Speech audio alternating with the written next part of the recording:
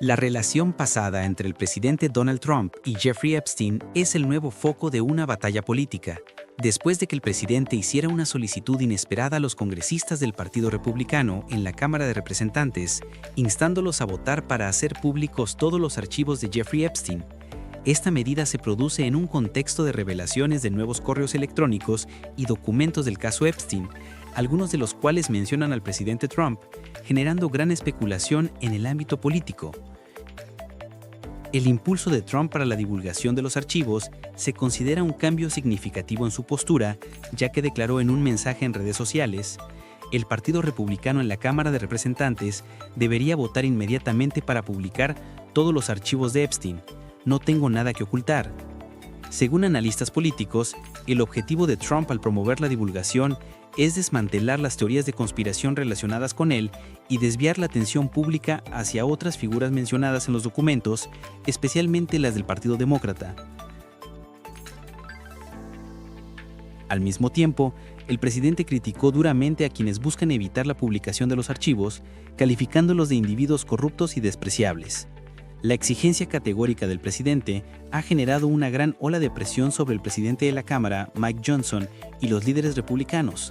Aunque muchos congresistas leales apoyaron rápidamente la divulgación para garantizar la transparencia, otros han expresado cautela.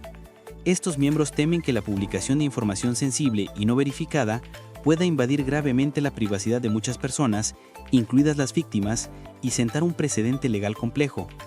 Actualmente, los líderes de la Cámara están evaluando cuidadosamente los próximos pasos para responder a la directriz política del presidente y, al mismo tiempo, garantizar la legalidad en el manejo de los archivos clasificados. En un movimiento considerado una acción de contraataque, el presidente Trump también ha ordenado al Departamento de Justicia de Estados Unidos abrir una investigación independiente sobre los vínculos de Epstein con figuras del Partido Demócrata, incluido el expresidente Bill Clinton, el exsecretario del Tesoro Larry Summers, el fundador de LinkedIn Reid Hoffman y la corporación JP Morgan Chase. El Departamento de Justicia ha aceptado esta solicitud. Dado que el presidente Trump exige la divulgación total de los documentos y el Departamento de Justicia ha aceptado investigar a figuras demócratas, se prevé que la batalla por los archivos Epstein seguirá dominando los debates políticos en Washington. La opinión pública está observando de cerca cómo la Cámara de Representantes equilibrará la transparencia pública con la confidencialidad legal, mientras las nuevas revelaciones tienen el potencial de alterar significativamente el panorama político de Estados Unidos.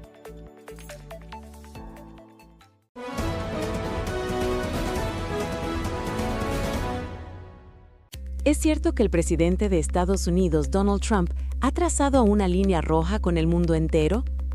En una declaración impactante el 16 de noviembre, Trump indicó que está preparando una ley para sancionar a cualquier país que mantenga relaciones comerciales con Rusia. En un discurso reciente, el presidente Trump utilizó un lenguaje duro. Bueno, he oído que están haciendo eso y me parece bien. Están aprobando legislación o los republicanos están presentando una legislación que, muy dura, es para sancionar, etcétera, etcétera, a cualquier país que haga negocios con Rusia. Puede que añadan a Irán a eso, como sabes, yo lo sugerí. Así que cualquier país que haga negocios con Rusia será sancionado muy severamente. Podríamos añadir a Irán a la fórmula. Si se aprueba el proyecto de ley, sería un paso sin precedentes en la escalada. Anteriormente, las sanciones de Estados Unidos, como la ronda de sanciones de octubre, generalmente solo apuntaban a corporaciones rusas específicas, como los gigantes energéticos Rosneft o Lukoil. Sin embargo, este nuevo proyecto de ley apunta a nivel nacional.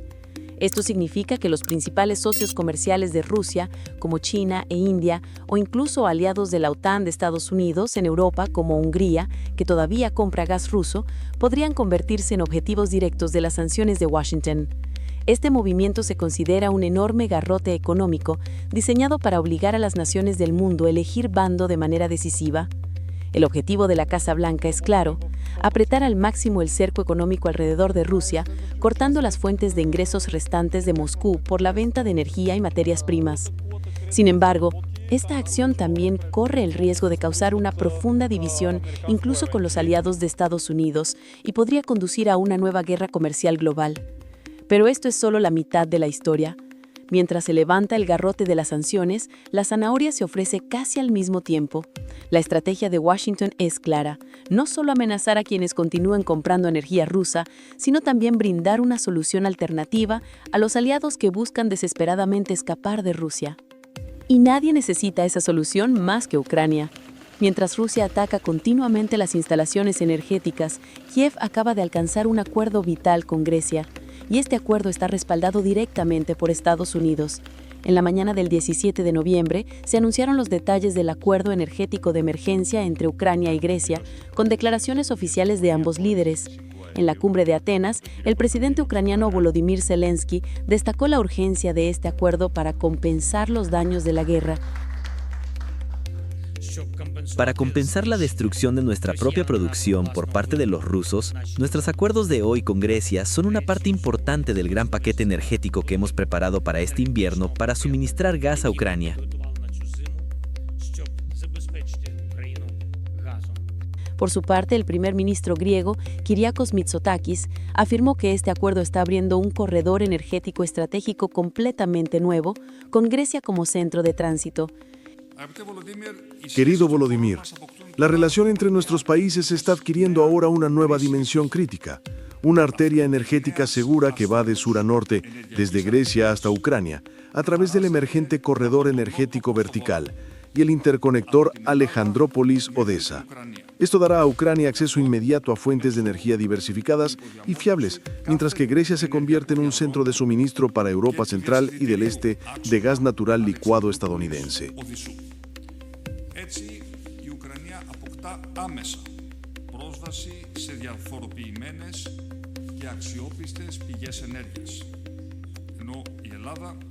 Καθίσταται πλέον κόμβος τροφοδοσίας της κεντρικής και της ανατολικής Ευρώπης με αμερικανικό υγροποιημένο φυσικό αέριο. El presidente Zelensky también confirmó el cronograma y la fuente específica de suministro de gas y agradeció directamente el respaldo de Estados Unidos.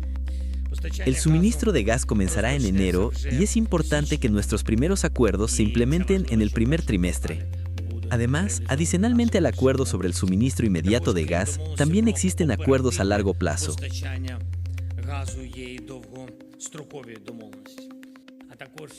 Y también hay un gran agradecimiento a las empresas estadounidenses, al Departamento de Energía, al presidente de Estados Unidos, Donald Trump, por el hecho de que podremos recibir no solo gas natural de Grecia, sino también a través de Grecia, porque esta es verdaderamente una infraestructura global que se encuentra en Grecia, podremos recibir energía de los Estados Unidos de América.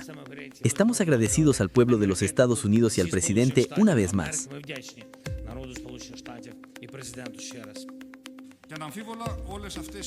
Y sin duda, todos estos acontecimientos son cruciales en el camino hacia una ruptura definitiva con el gas natural ruso, porque Europa dejará de comprar gas ruso que ya no podrá entrar en nuestro continente de forma encubierta.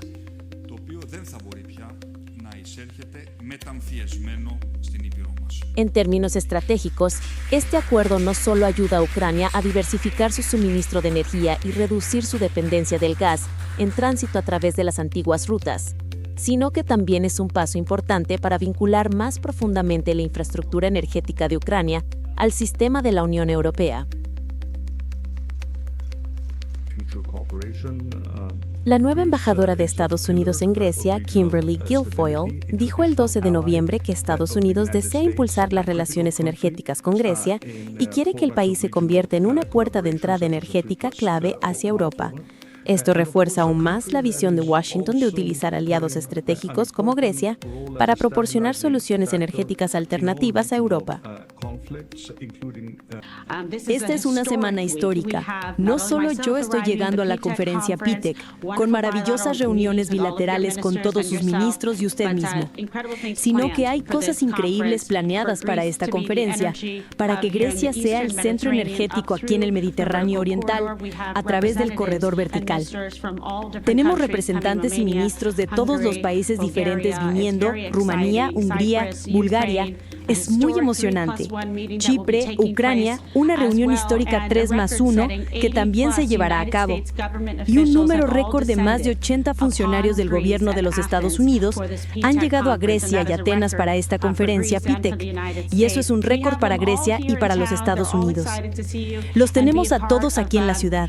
Todos están emocionados de verlo y de ser parte de la historia política y económica, avanzando el comercio y los negocios y también el dominio energético, lo que se equipara a que el dominio energético sea seguridad nacional, soberanía y fronteras.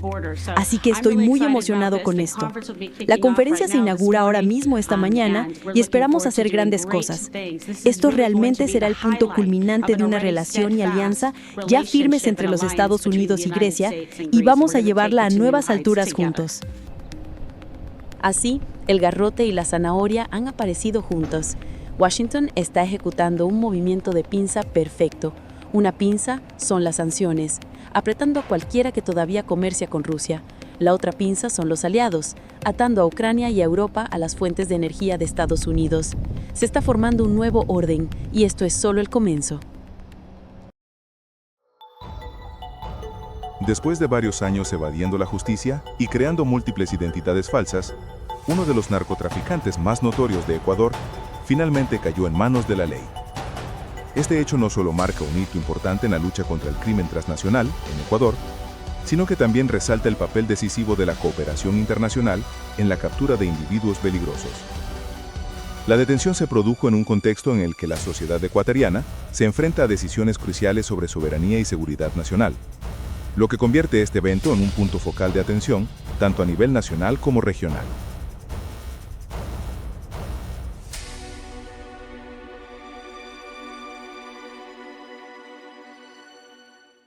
Uno de los narcotraficantes más buscados de Ecuador fue detenido el 16 de noviembre, varios años después de haber fingido su muerte y haberse trasladado a vivir en España. El presidente de Ecuador, Daniel Noboa, informó que Wilmer Chavarría, también conocido como Pipo, fue arrestado en la ciudad de Málaga, España, en una operación coordinada con la policía local.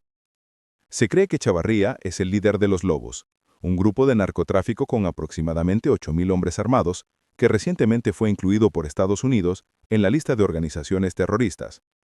Este individuo está acusado de estar involucrado en asesinatos políticos en Ecuador y también se le imputa una estrecha colaboración con una notoria banda de México.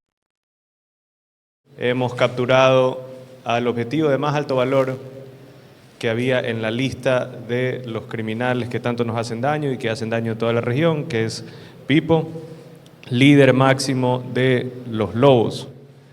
Esto ha sido gracias a la cooperación internacional con España, con Estados Unidos. Hemos hecho una operación bastante eficaz y muy bien coordinada. Y eso muestra que la cooperación internacional es la única forma de acabar con estos grupos que cometen delitos en varios países. Son grupos de delincuencia transnacional y si es que no existe esa cooperación, ese trabajo en conjunto con otras naciones. El presidente Noboa informó que Chavarría fingió su muerte en 2021 durante la pandemia de COVID-19. Obtuvo una nueva identidad y se trasladó a vivir en España, donde continúa dirigiendo diversas actividades delictivas en Ecuador. La detención de Chavarría se produjo en un contexto en el que los ciudadanos ecuatorianos, ese mismo día, votarían en un referéndum sobre 4 temas, incluidos si se debía modificar la Constitución para permitir que países extranjeros operen bases militares en Ecuador. El presidente Noboa consideró que esta enmienda era necesaria para reforzar los esfuerzos de cooperación en la lucha contra el narcotráfico con otras naciones. Hoy, el Ecuador habla, y el Consejo Nacional Electoral nuevamente respetará y garantizará con claridad y transparencia la expresión libre y genuina de esa voz. No vamos a regalar un metro del Ecuador, vamos a fortalecer la soberanía del Ecuador y la seguridad de las personas con cooperación internacional, con bases de seguridad nacional, no bases extranjeras, bases de seguridad nacional con el apoyo de otros países. Ecuador, que alguna vez fue considerado uno de los países más seguros de América Latina, se ha convertido en los últimos años en un importante centro de tránsito de drogas debido a su ubicación en el Pacífico, lo que ha provocado una crisis de seguridad sin precedentes y ha debilitado una economía ya frágil. Encuestas recientes muestran que la mayoría apoya la convocatoria de una asamblea constituyente, pero los votantes parecen estar divididos respecto a las bases militares. Que la base resuelva o no la violencia, creo que está bastante lejos de la realidad. Los países que tienen bases militares, no solo norteamericanas, sino de cualquier país, lo tienen por razones geopolíticas, más no para resolver asuntos puntuales de su política doméstica. La cooperación internacional, que es fundamental en estos temas, significa coordinar políticas para lograr beneficios recíprocos. Pero ninguna potencia pone una base si no va a sacar un beneficio. Y lo que hay que entender es que en el Ecuador no falta cooperación, lo que falta es gestión pública. Y eso le corresponde al gobierno nacional. El gobierno tiene que asumir su responsabilidad política de administrar un país en crisis y afrontarlo.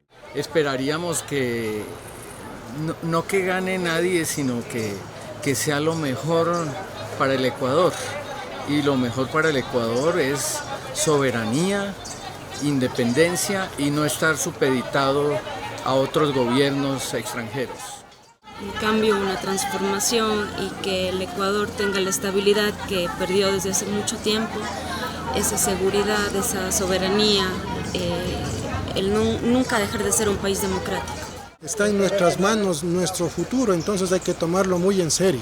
Yo la verdad creo que con ese de las bases militares creo que sí, o sea, filtrará muchas cosas, pero también es un trabajo interno, no solo ayuda de afuera. Innecesaria, porque no sabemos qué es lo que tiene en mente proponernos para la nueva Constitución. Entonces es una consulta innecesaria, un gasto innecesario, pudiendo invertir todos esos recursos en salud, en educación. Ecuador, con una población de 18 millones de personas, es utilizado por cárteles para traficar cocaína de Colombia y Perú hacia Europa, México y Centroamérica. La velocidad con la que los cárteles de drogas han expandido su poder en Ecuador es sin precedentes. El país limita con dos de los principales productores de hoja de coca del mundo, Colombia y Perú. Ecuador no produce cocaína por sí mismo, pero el 70% del suministro anual de cocaína a nivel mundial pasa por sus puertos, siendo el más importante el puerto de Guayaquil, en la costa occidental del país. Aproximadamente el 27% del PIB de Ecuador, equivalente a 30.000 millones de USD, proviene del tráfico de drogas y la explotación ilegal de recursos. Por otro lado, la lucha contra las drogas en Ecuador ha durado más de 2 décadas, pero hasta ahora no ha producido resultados significativos. Los tentáculos del crimen de drogas están presentes en todos los sectores, especialmente en la agricultura, que es la industria principal. Tomemos como ejemplo el sector de exportación de banano. Más del 30% de la producción de banano de Ecuador se exporta a Europa y esta cifra está aumentando a un ritmo vertiginoso, mientras que el mercado allí no muestra señales de expansión. La razón principal de este fenómeno es que resulta muy fácil ocultar drogas en las cajas de cartón utilizadas para exportar banano. La policía ecuatoriana ha desmantelado en múltiples ocasiones empresas exportadoras de frutas que servían de fachada para el crimen de drogas. Las bandas de narcotráfico son los verdaderos dueños de las ciudades costeras donde se concentra la mayor parte de la población ecuatoriana. Actúan con una violencia comparable a la de los cárteles de México o Colombia.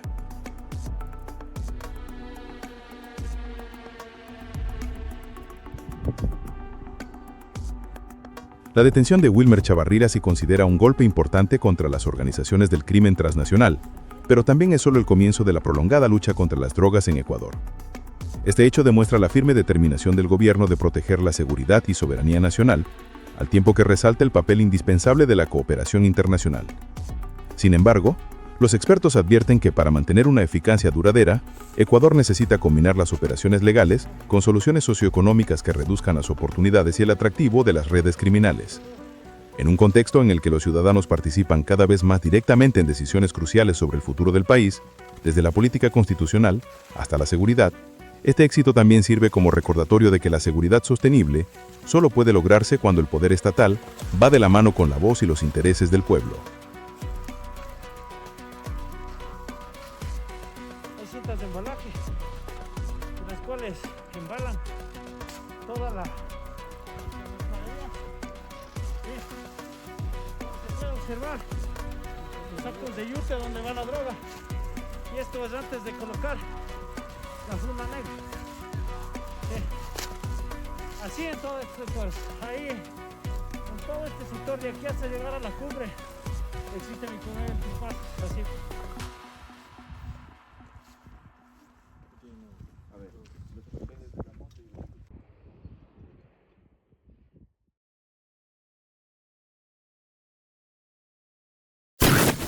El 16 de noviembre, los chilenos entraron en una elección presidencial considerada la más impredecible de la última década, en un contexto de inestabilidad en la seguridad, aumento del crimen y temores por la inmigración ilegal que envuelven la vida cotidiana, colocando a los votantes ante elecciones trascendentales para el futuro del país.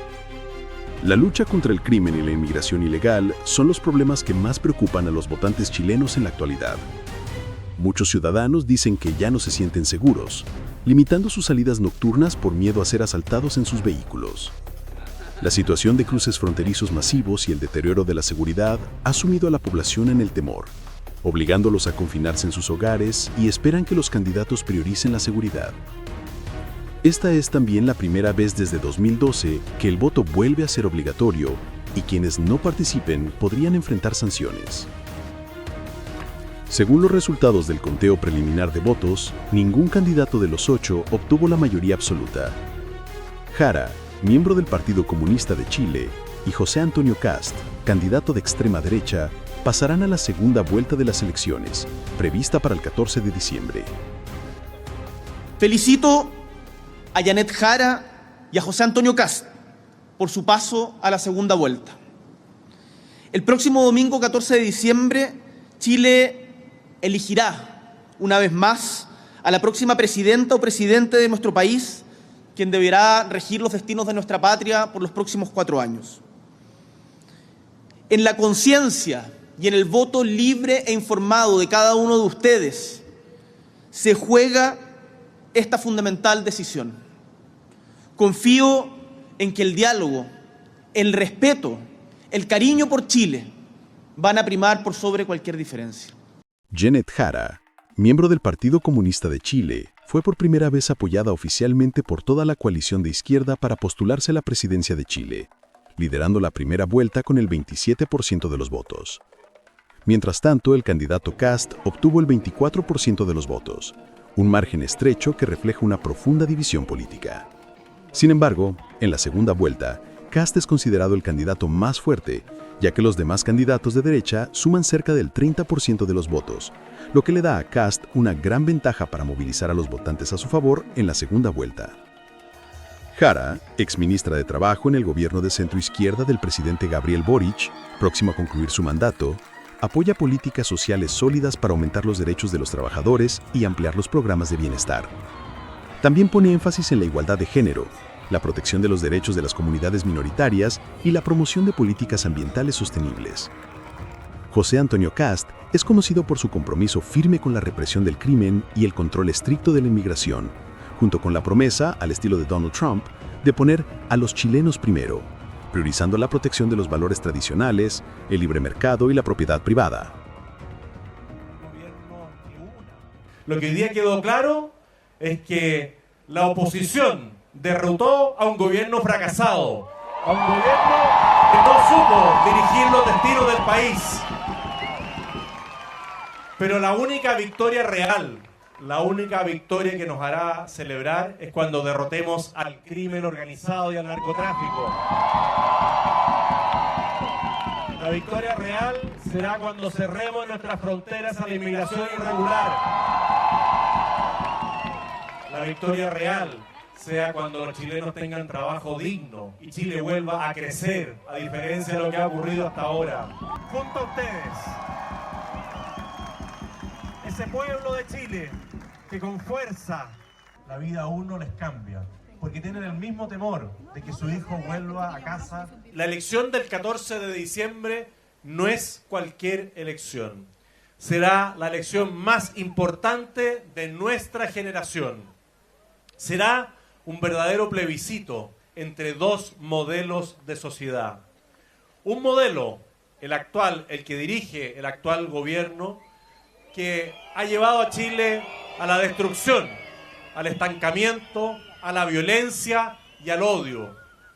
Y otro proyecto, el nuestro, que habla con la verdad, que promueve la libertad, la esperanza y el progreso para Chile, para el cual nosotros vamos a trabajar. Y aquí también hablar por nuestras rutas de manera tranquila.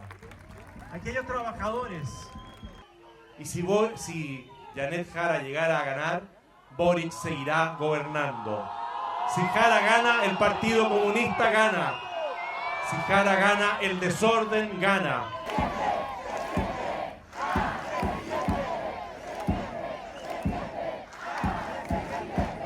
Porque todos queremos cambiar el miedo por seguridad. Todos queremos derrotar la violencia y alcanzar la libertad. Porque todos queremos que esa rabia se transforme en verdadera dignidad, que es la que nos prometieron y que dejaron en el olvido. Muchas gracias, tantos celulares que están aquí prendidos.